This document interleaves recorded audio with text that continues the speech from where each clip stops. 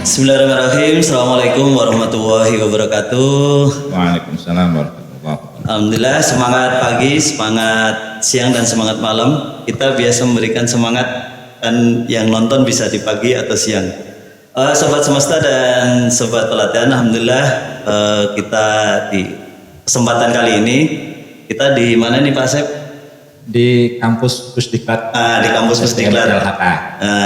Sobat semesta Gunung Batu ya. Kita di kampus pusat Diklat LHK di Bogor di Gunung Batu. Alhamdulillah kita berkunjung kemari dan kita akan menuntut ilmu ini dengan beliau yang di tengah kita.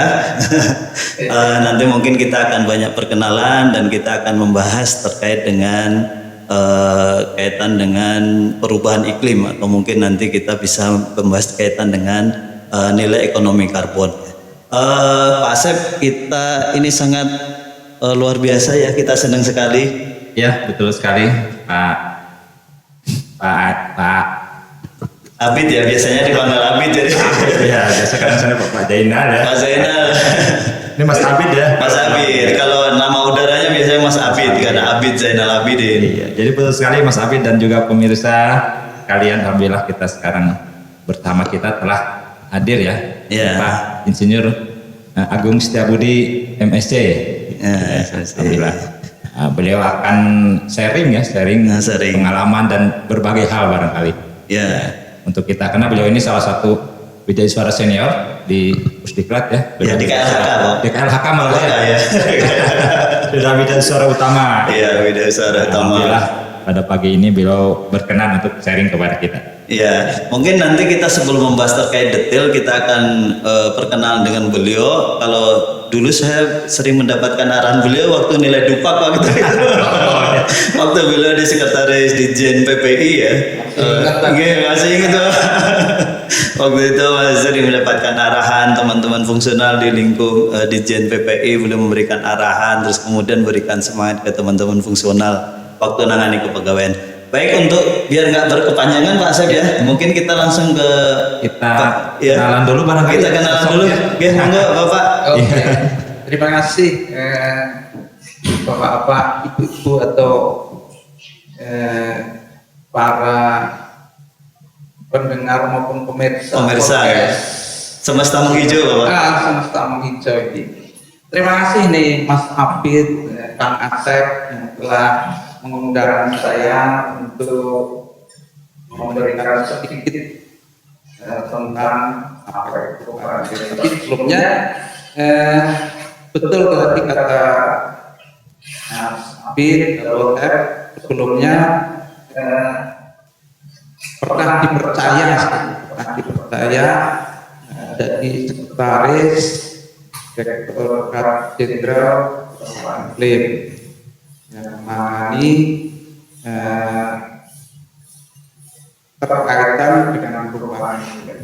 Dari tahun pinten ya Pak? Tahun berapa ya? 2013 sampai 2019. Masya Allah. Tapi sebelumnya saya juga orang lapangan di sebelumnya saya Sorong. Oh, kapal Balai Besar KSDA ya. Oh, pernah dulu waktu saya di P3I Papua Bapak. Oh iya. Zaman Mbak Wiryono dulu. Mbak Wiryono. 3 tahun. Pernah ketemu juga waktu itu juga waktu rapor. Ya, kemudian setelah dari PPI saya diterima jadi rekannya Kang Asep sama Mas Abid ini jadi wijaiswara. Wijaiswara sejak 2020 lah ya. 4 tahun ya. Tahun ini udah mau tahun terakhir. Makanya ilmunya harus kita turunkan semua ya Pak Asep ya. Kita serap dulu. Itu Kang Asep, Mas Abid sedikit dari saya. Nah, kita mungkin langsung ke bicara ininya substansi ya Pak. Tadi Agung bicara mengenai perubahan iklim. Perubahan iklim. Betul. Barangkali Agung, perubahan iklim. Kalau sekarang malah Ditjen tersendiri ya, Direk Eselon 1 ya. Pengendalian perubahan iklim. Iya. Nah itu sebetulnya seberapa penting sih itu sampai menjadi satu dirjen sendiri, kenapa tidak di bawah KSDA gitu ya sejarahnya. Ya, sejarahnya kan itu dimulai sejak Kyoto Protokol dulu ya Pak. Itu perubahan iklim itu sudah dirasakan sejak tahun berapa itu, tahun 79 atau tahun berapa. Itu ada 154 negara itu sudah merasakan bahwa bumi ini semakin panas. Jadi mereka mengadakan pertemuan pertama kali untuk membahas tentang perubahan ini. Oleh sebab itu setiap tahun dilakukan pertemuan internasional badan di bawah PBB dan Indonesia merupakan negara yang mempunyai peran penting di dalam pengendalian perubahan iklim. Oleh sebab itu banyak rekan-rekan tadi kenapa itu harus jadi dirjen sendiri, memang perlu dirjen sendiri karena tupoksinya yang sangat luas, strategis ya, strategis, dan itu apa namanya hasil dari kinerja perubahan iklim itu akan bisa dilihat di dunia internasional perlu dirjen sendiri. Bahkan mungkin kalau satu kementerian atau badan sendiri. Saking luasnya.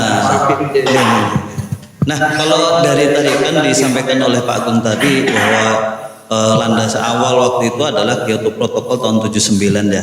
Nah, mungkin ada secara perjalanannya seperti apa Pak setelah dari Kyoto Protokol itu dari 79, kemudian apakah ada agreement selanjutnya gitu Pak secara internasional? Ya, dari pertemuan itu pada waktu itu ada sesuatu deklarasi karena waktu itu diselenggarakan di Kyoto, sebab itu ada yang namanya Kyoto Protokol, mengaturkan Kyoto Protokol sehingga intinya semua negara dengan sudah merasakan bagaimana perubahan iklim ini terjadi, mereka bersepakat untuk mencari solusi bagaimana menangani perubahan iklim yang terjadi ini. Nah, kayaknya pernah dengar juga Pak Asep ya, setelah ada Kyoto Protokol itu ada Paris Agreement itu Pak. Nah, kalau itu sendiri apakah masih ada keterkaitan tindak lanjut dari Kyoto Protokol atau ini yang lain gitu? Setelah Kyoto Protokol itu ditindaklanjuti dengan Paris Agreement ini secara detail menjelaskan apa-apa yang nanti kewajiban volunteer dari masing-masing negara di dalam penurunan emisi. Jadi negara yang termasuk paling cepat meratifikasi Paris Agreement adalah kita. Karena Paris Agreement terjadi, kita langsung ratifikasi Paris Agreement menjadi Undang-Undang Nomor 16 tahun 2016. Berarti artinya di Paris Agreement itu secara detailnya ya Pak, itu secara tindak lanjut ininya ya dari Kyoto Protokol tadi. Nah terus ini Pak Asep, itu kayaknya menarik ya kalau kaitan dengan Paris Agreement itu sebenarnya kalau secara isinya kepentingan kita dari sisi kepentingan Indonesia kok tadi cepat responnya gitu. Ini menarik nih, gimana? Apakah memang kita sangat berkepentingan terhadap agreement itu? Mungkin apakah karena ada kompensasi gitu? Salah satunya kompensasi tidak begitu masalah bagi kita ya. Tapi kita menunjukkan bahwa niat kita, komitmen kita bahwa kita merupakan salah satu negara yang mempelopori bagaimana emisi itu direncanakan untuk bisa menurun. Nah, kita meskipun itu voluntary ya, bahwa nasional determined contribution untuk emisi NDC itu kita sudah termasuk negara yang paling cepat meskipun itu belum cepat, kita mempunyai rencana waktu itu melakukan penurunan emisi beberapa sertifikasi sampai 2030 itu dengan upaya sendiri kita menurunkan sekitar 29% emisi. Tapi kalau dibantu dengan cara lain, kita menargetkan penurunan emisi 41%. Kalau dari secara internal kita sendiri sebenarnya tadi 29% ya, ini ya. 29% untuk upaya kita sendiri. Tapi Mas Abid kan ya untuk penurunan emisi itu perlu beberapa kegiatan mitigasi dan itu sangat mahal banget. Oh, iya. Mahal, terus mungkin yang terlibat juga berbagai stakeholder. Sehingga tidak dimunafikkan bahwa kita tidak harus menerima bantuan dari luar negeri. Sebab itu tetap kita 41%. Dan barangkali ya karena salah satu pertimbangan karena kita termasuk yang memiliki luas kawasan hutan termasuk tinggi ya. Jadi mungkin peluang untuk melakukan mitigasi dan sebagainya itu kita sangat besar di sana ya. Iya terus ya. Jadi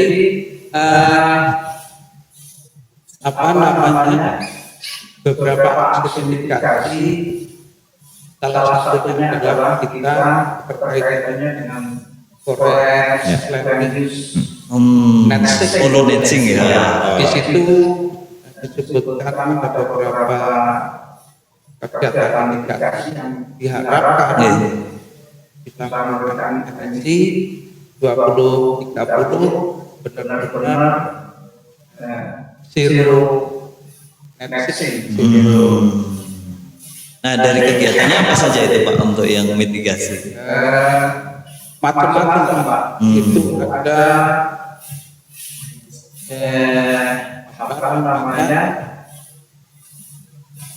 ada misalnya salah satunya penurunan bagaimana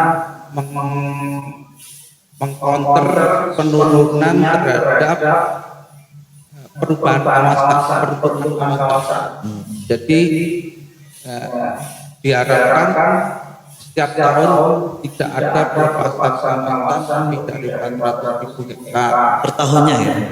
Oh memang per tahunnya nanti dievaluasi terus ya? Iya. Jadi seperti itu. Supaya bisa mencapai 41. Iya, 41%. Selain itu apa lagi? Selain itu misalnya dari jas ya. Oh jas. Jas itu harus setiap tahun paling tidak kita menanam 200.000 hektar. 200. Ini kan Mas Abid tahu deh 200.000 hektar berapa duit sih? Mungkin berapa triliun. APBN itu berapa ratus juta saja. Iya. Perlu tangan pendanaan dari Nah itu penting Pak. Jadi sebenarnya kita berusaha mengurangi emisi tadi ya sampai 9% dan itu biayanya luar biasa sekali. Padahal mungkin ini kan dalam rangka pengendalian iklim ya, yang memanfaatkan itu tidak hanya kita, seluruh bumi barangkali ya. Nah bagaimana ini kompensasi dari negara-negara yang mungkin mereka hutannya sedikit ya dan lebih sementara kita yang besar itu di sana upaya yang sangat besar dan kemudian ada kendala biaya. Nah, apakah ada kompensasi dari negara yang besar? untuk dalam rangka kontribusi mereka. Ya, di Paris Agreement itu ada badan apa itu CISEP atau badan apa itu yang mendanai yang mengelola gitu Pak ya. Yang mengelola. Oke. Jadi apa namanya? Apabila kita menyampaikan proposal, menyampaikan keinginan kegiatan yang terkait dengan perubahan itu untuk mencapai NDC itu, ya kita usahakan untuk dapat membiayai penurunan emisi itu sesuai dengan APBD. Dengan ada skema-skema tertentu ya. Nah, kaitan tadi Pak mitigasi kan tadi sudah ada ya dari untuk kegiatan PPDAS apa. Nah, mungkin ada kegiatan lainnya yang terkait untuk mendukung itu. Ya, seperti mangrove itu siapa tahu kita recovery untuk 2 juta hektar dari kerusakan itu. Kemudian dari manajemen pengelolaan hutannya itu dia harus menggunakan sistem yang sustain untuk eksploitasinya. Contoh gampangnya sekarang di reduksi tempat working yang PHP ya, itu dilakukan itu yang tadinya volunteer harus jadi mandatori supaya sustain ya manajemen forest itu sustain. Jadi beberapa hal aksi-aksi mitigasi yang bisa dilakukan untuk proses penanggulangan itu. Nah, tadi kan sudah untuk PEDAS berarti kewajiban menanam ya, istilahnya intinya seperti itu. Kemudian mangrove recovery. Nah, untuk yang di area-area yang lain atau mungkin mitigasi yang lain Pak selain apa tadi yang sudah disebutkan itu ada lagi yang upaya-upaya kita? Ya, paling upaya kita adalah tetap menjaga keamanan dari kawasan perlindungan kawasan itu sehingga upaya mitigasi bisa tercapai. Perlindungan paling penting. Ada pelibatan masyarakat di sana Pak dalam rangka upaya mitigasi ini? Ada seperti penanaman vaksin masyarakat, kemudian apa namanya pemanfaatan kawasan itu kan tidak melibatkan masyarakat. Iya. Yang bersama kegiatan masyarakat terlibat ya Pak. Recovery mangrove juga. Nah ini Pak, tadi kan untuk mitigasi, untuk kegiatan-kegiatan yang lain terkait dengan pengendalian perubahan iklim, apakah ada aktivitas yang lain selain misalkan tadi mitigasi ini? Sebetulnya ada, yaitu dari sisi adaptasinya. Oh, adaptasinya. Tapi ini belum tergarap ya, karena memang di UNFCCC apa itu Pak? United Nation FCC, United Nation for Climate Change ya. Aku nggak hafal itu. Nanti kita tulis di deskripsi. Kita tulis di deskripsinya ini ya. Oke, berarti adaptasi ya itu.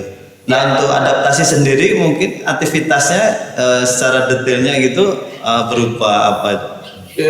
Adaptasi itu agak apa ya, agak susah untuk dilakukan. Contoh namanya gini Mas Apit. Misalnya Pantura sering rob. Oleh sebab itu kan harus ada adaptasi untuk rumah di sekitar itu. Jadi rumah panggung dan lain sebagainya. Itu salah satu adaptasi apabila terjadi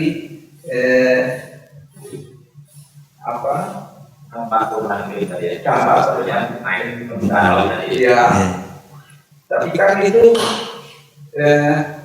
belum ada di panel internasional panel itu untuk membahas metode pengukurannya seperti apa, belum. Iya, belum menjadi prioritas ya. Prioritas masih mitigasi.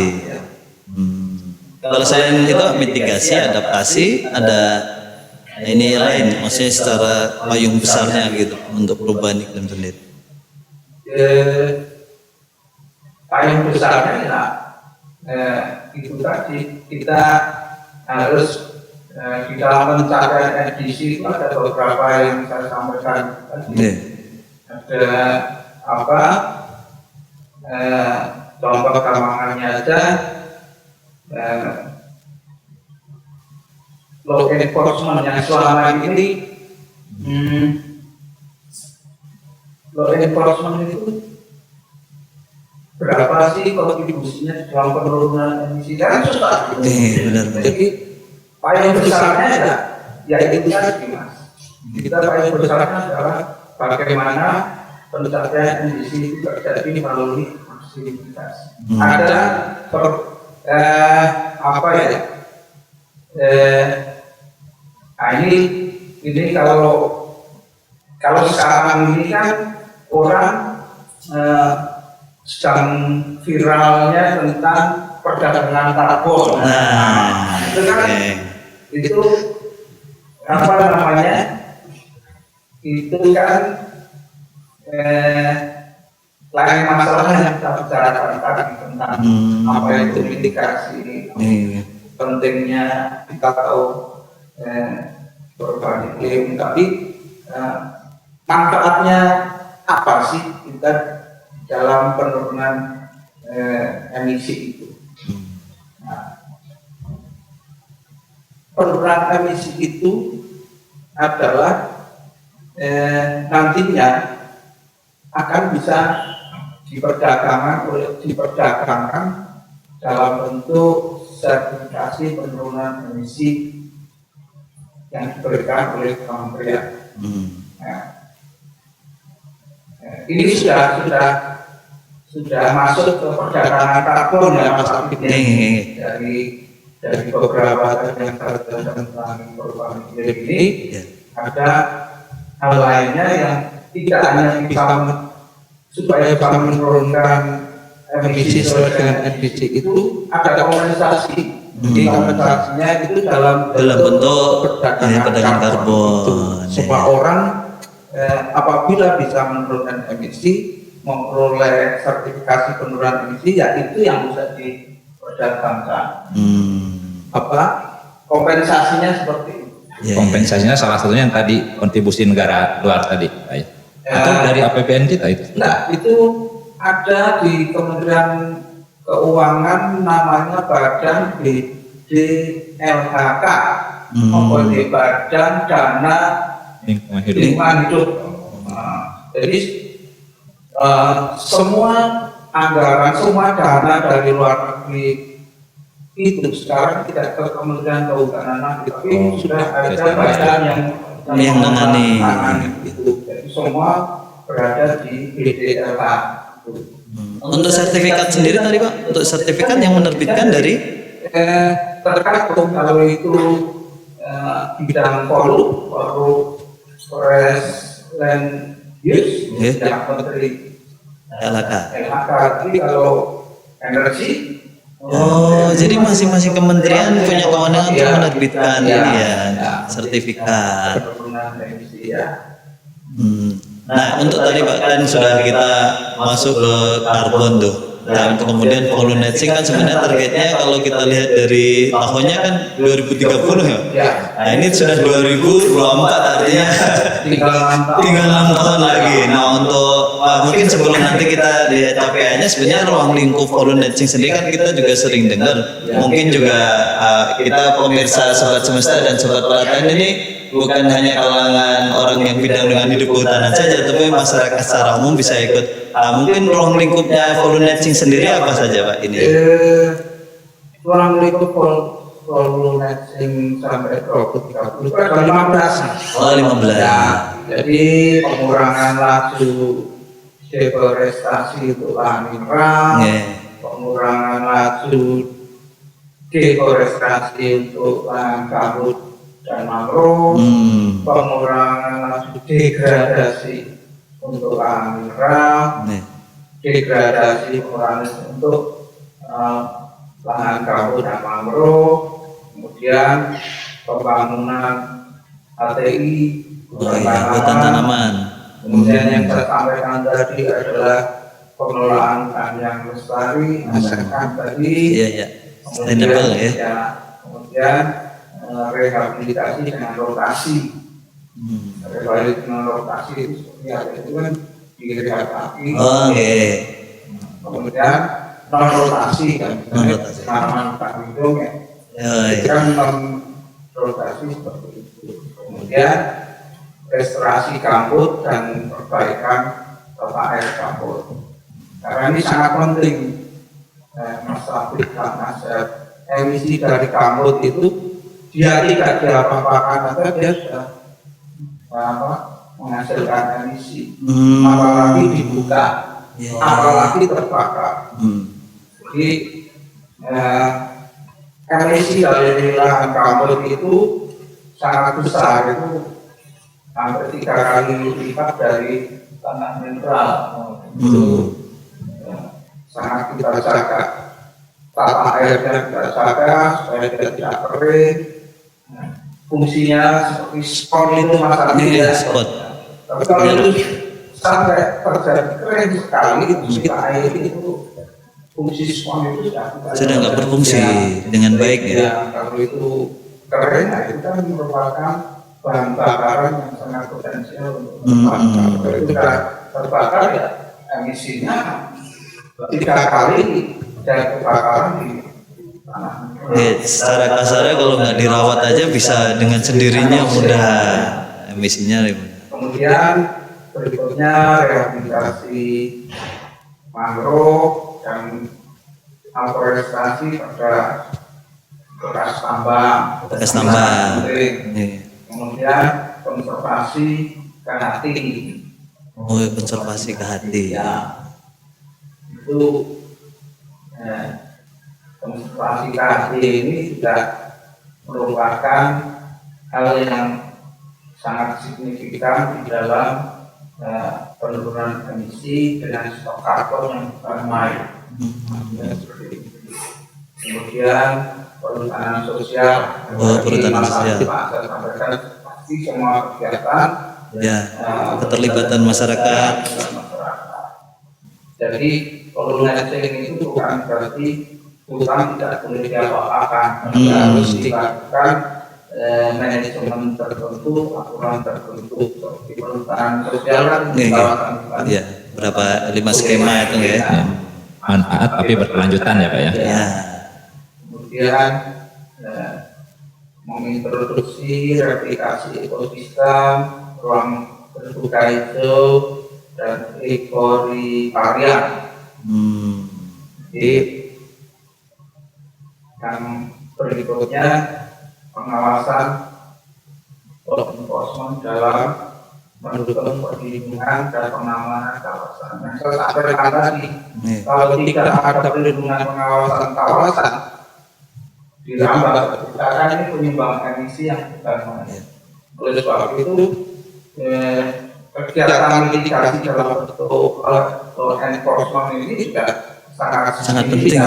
Penting dalam karena ini Pak ya, maksudnya kalau ini kan dari sisi tegakan vegetasi sudah ada dibanding dengan nanam dari awal lagi itu lebih kuat harus dijaga. Ya kalau dari hutan menjadi non hutan kan tidak hanya emisi dari tegaan maupun bahan emisi dari tanah yang begitu. Di situ sudah ada biodiversity seperti pola ilang itu kan sudah itu merupakan penyumbang emisi. Jadi memang karbon ini agak rumit karena ini dari bidang pertanian aja itu sendawa ternak itu ukur bahkan isi gitu. Jadi seperti itu. Tapi itu juga susah bagaimana mengukur. Bidang pertanian itu hanya berapa 0,1% dari pencapaian untuk NDC 23 kecil sekali. Kalau lebih detail lagi, setiap yang bernapas itu dia mengeluarkan emisi. Tapi ini Mas, kalau dari tadi yang sudah disampaikan tadi oleh Pak Agung tadi, sebenarnya ya mulia sekali ya, kita ini banyak aktivitas, peluang yang kegiatan-kegiatan atau pengolahan-pengolahan yang kita lakukan ini peluangnya banyak banget untuk kita lakukan ya.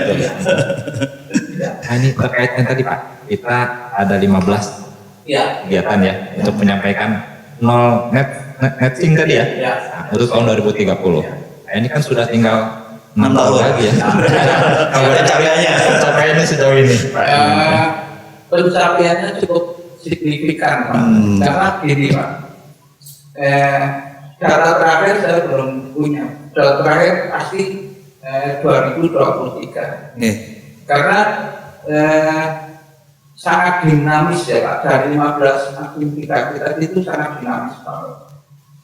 Artinya dinamis itu kadang-kadang di tahun 2000 sekian misalnya, kita sudah mencapai target misalnya sudah 18%. Tapi tahun berikutnya belum tentu 18%, bisa turun.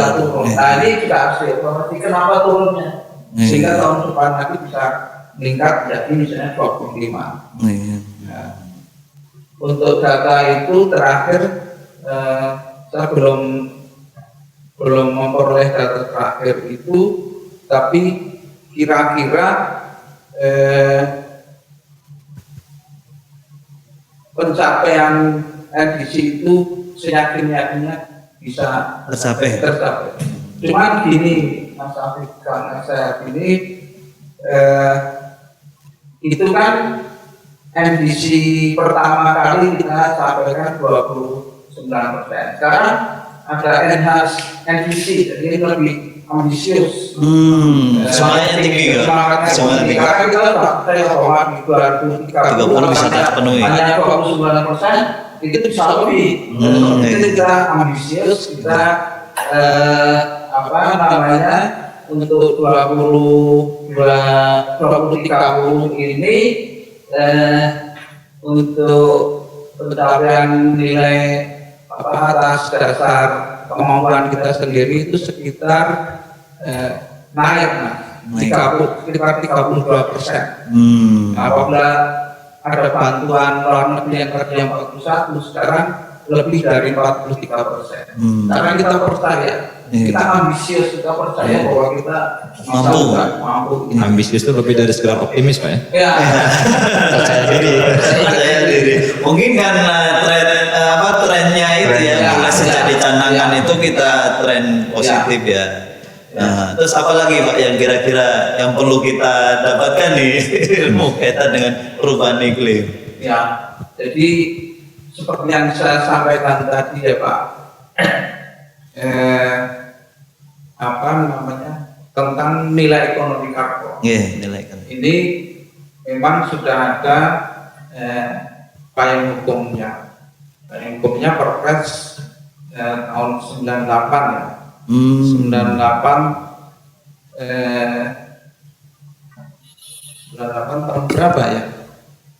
Aku kalau tahun-tahun nggak hafal, tapi isinya ya. isinya itu dia bagaimana kita melakukan perdagangan karbon sesuai dengan aturan yang berlaku. Jadi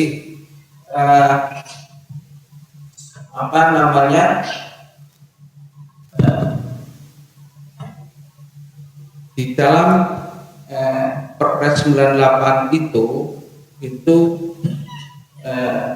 tentu saja menyangkut tentang maksud dan tujuan dari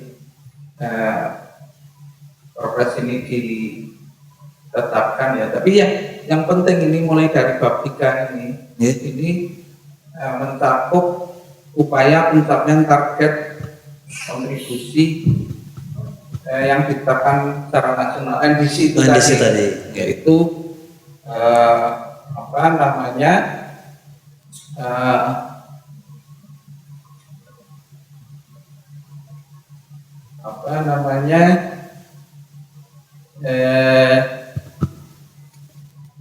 bagaimana mencapai NDC itu diatur di pasal tersendiri, pasal 5. Kemudian mitigasi perubahan iklim itu apa saja juga diatur di pasal 6 sampai 8. Rencana aksinya juga dijelaskan, pelaksanaan aksi mitigasinya jelaskan sampai dengan pemantauan aksi mitigasinya dijelaskan. Kemudian adaptasi perubahan iklimnya juga dijelaskan sampai dengan evaluasinya. Itu tahun 98, Perpres 98 2016 2021 loh baru ya 2021. Iya. Itu baru.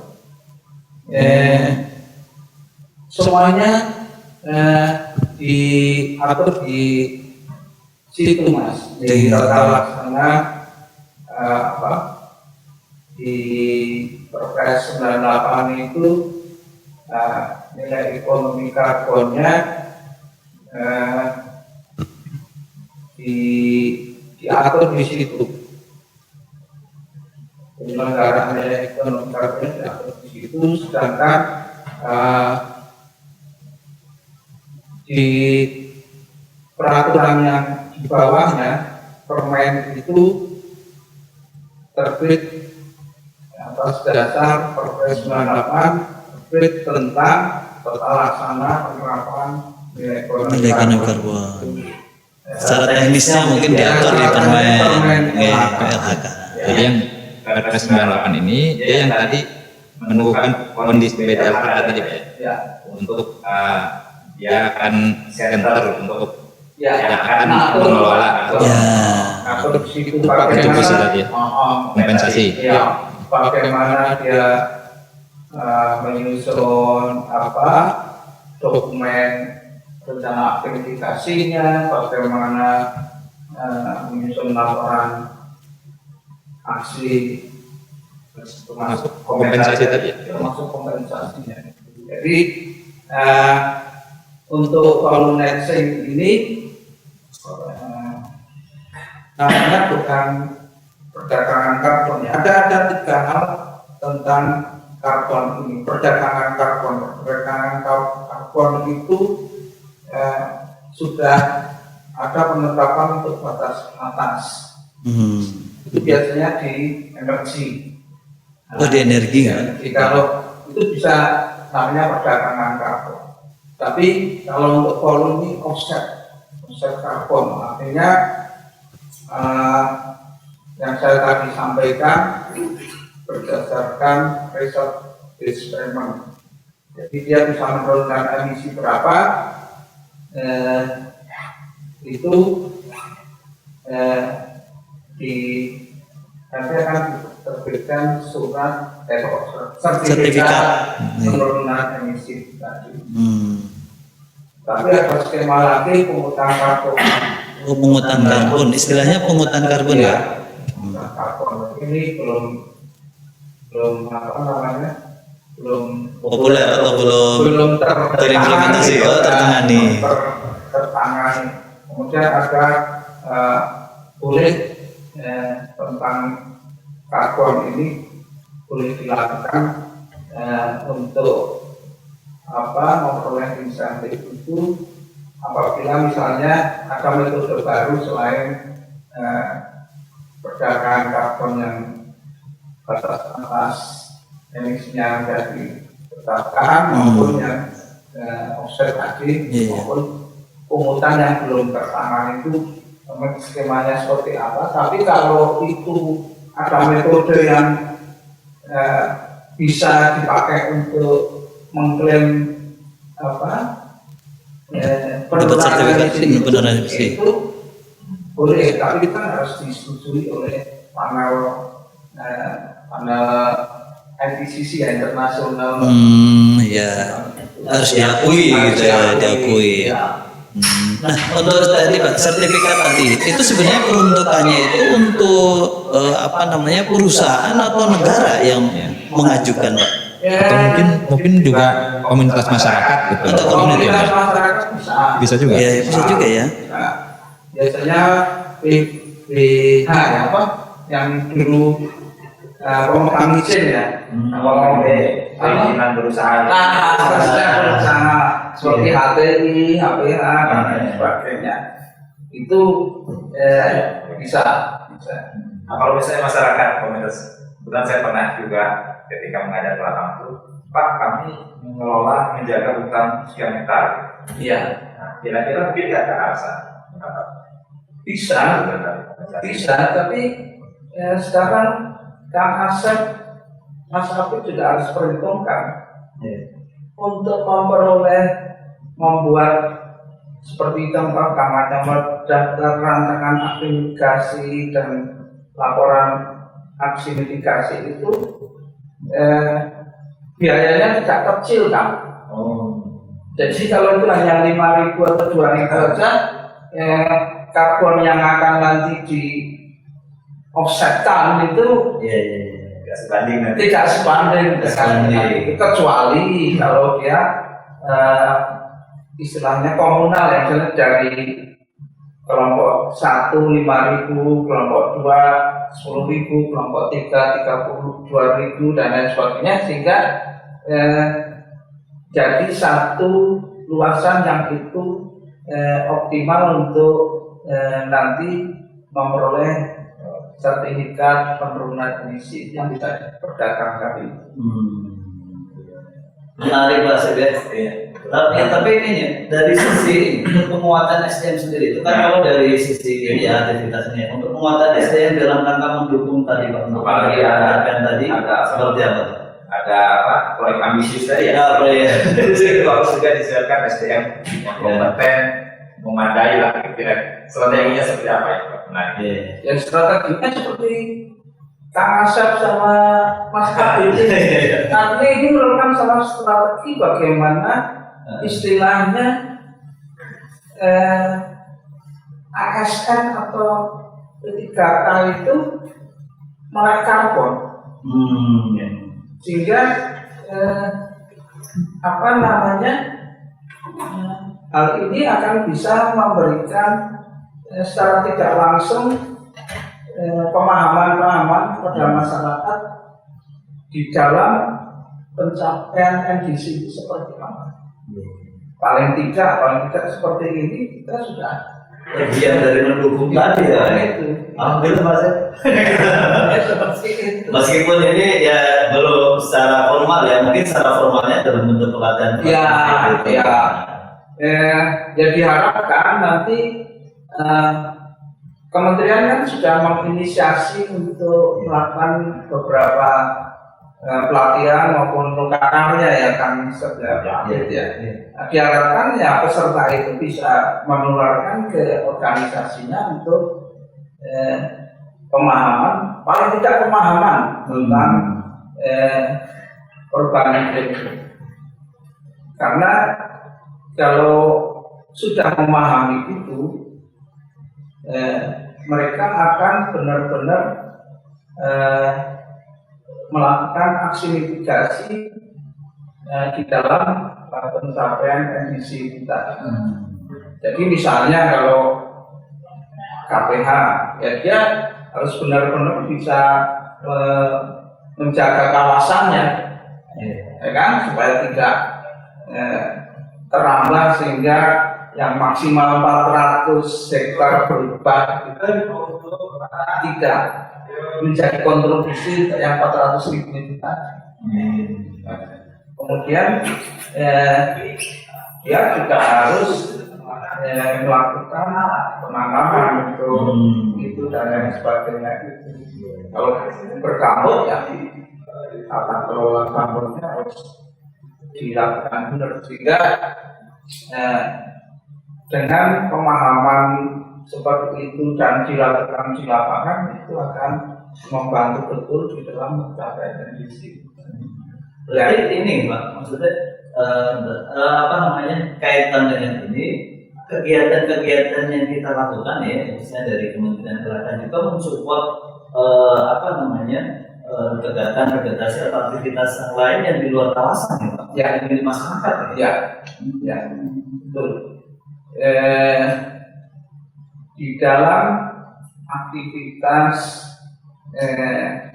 pengendalian perubahan iklim ini kita punya yang namanya luasan Keplas. Itu luasan. Ya, ada luasan. Ya, ada 98 juta hektar. Itu hanya di kawasan soalnya. Itu di luar kawasan termasuk lahan masyarakat. Ya, itu merupakan objek untuk pengukuran atau apapun juga aktivitas tentang perubahan iklim. Ini Pak Asep, kalau punya tanah yang luas kita tanamin, mungkin nanti suatu saat kita dapat insentif ya. Apalagi kalau kita tadi kita gabungkan beberapa Ya. sehingga bisa pada nilai yang layak lah. Iya, mungkin dapat tadi ya, sebagai ketentuan kriteria bahwa itu mendapatkan kompensasi tadi, insentif tadi. Tapi jangan salah, orang Gimana? ya kan? Oke. Misalnya Kang Asep sama Mas Apit ini sudah memperoleh sertifikat organisasi ya kan? Misalnya dijual ke saya, saya apa namanya, emisinya melebihi dari ambang batas, supaya untuk menurunkan emisi saya beli sertifikatnya Kang Asep sama Mas Apit tadi, kan?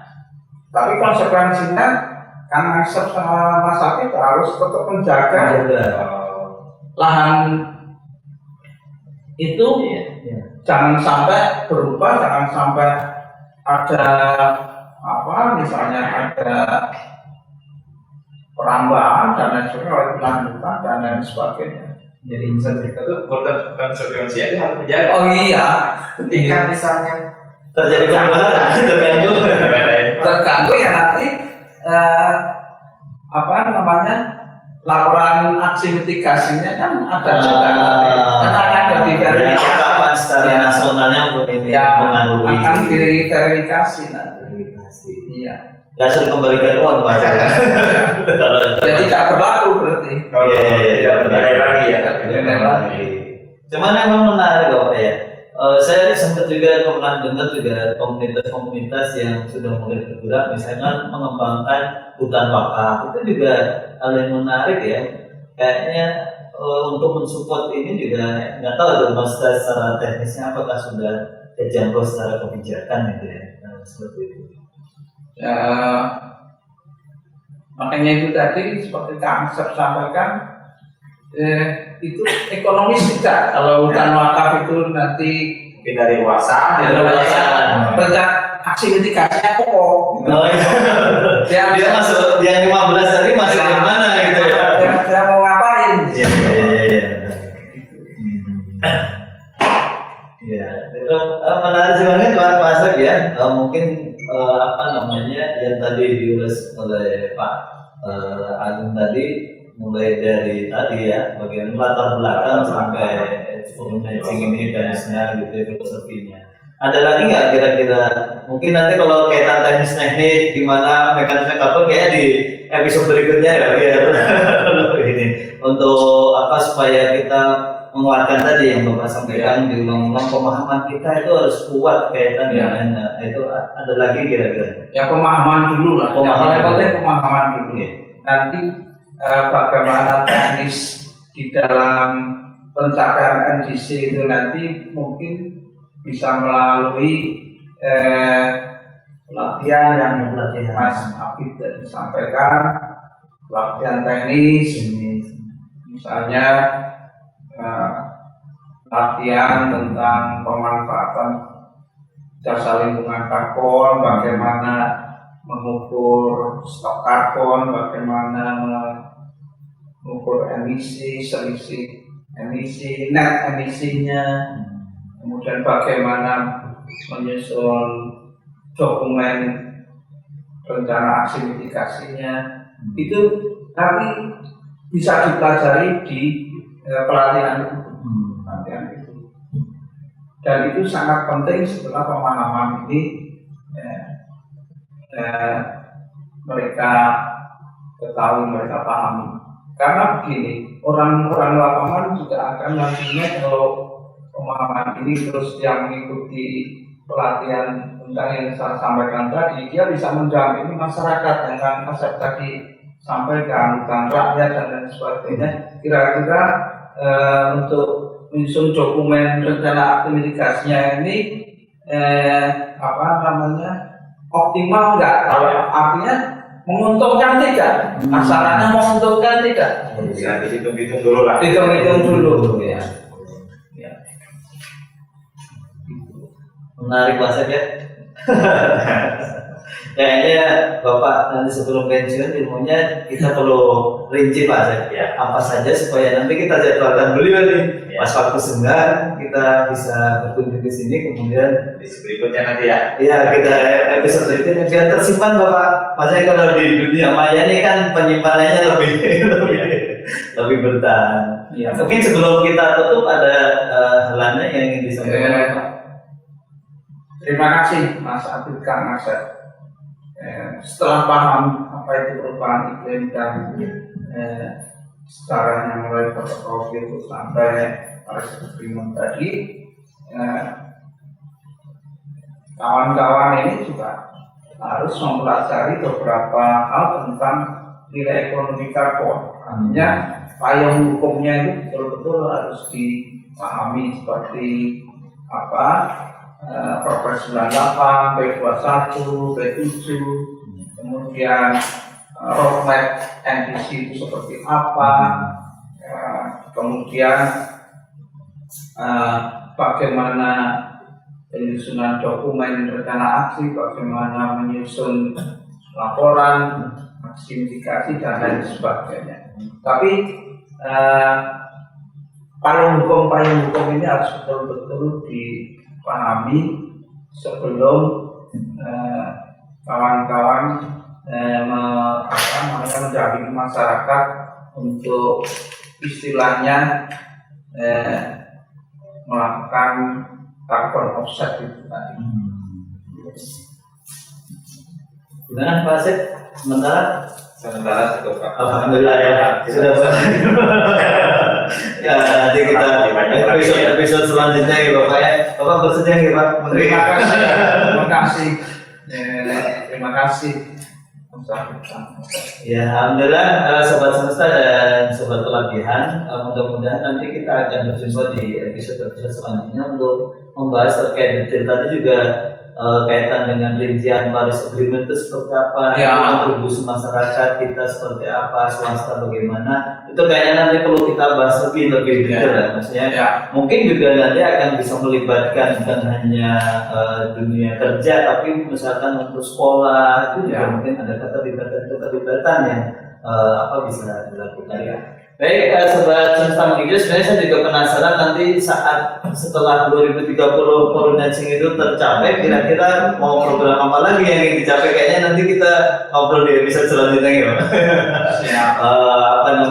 Nanti aktivitas berikutnya itu kira-kira apa yang harus kita lakukan nanti setelah itu tercapai semua. Baik, alhamdulillah, terima kasih Bapak. Alhamdulillah kita hari ini bisa ngobrol. Ini hampir 1 jam lebih. Sudah jam 10:30. Nggak berasa ngobrol. Mudah-mudahan apa yang disampaikan oleh Bapak tadi bisa bermanfaat bagi kita semua dan sobat semesta. Ikuti channel kami terus. Kita akan update. Kita juga akan ngobrol-ngobrol kaitan dengan lingkungan hidup dan kehutanan. Mudah-mudahan kontribusi yang sedikit ini bisa bermanfaat bagi sobat semesta yang lain dan sahabat pelatihan yang mengikuti channel YouTube kami. Untuk komen dan lain sebagainya silahkan saja, nanti materi-materi apa atau kemudian ada pertanyaan-pertanyaan tadi yang kita sudah bahas silahkan dimasukkan, nanti mudah-mudahan kita bisa respon. Begitu Bapak. Terima kasih Pak Asep. Ada yang mau sampaikan Pak Asep? Cukup. Cukup ya. Biasa. Biasa kita cukupkan sekian. Sehat selalu dan bahagia. Assalamualaikum warahmatullahi wabarakatuh. Waalaikumsalam. Terima kasih Bapak. Kang Asep, terima kasih. Alhamdulillah.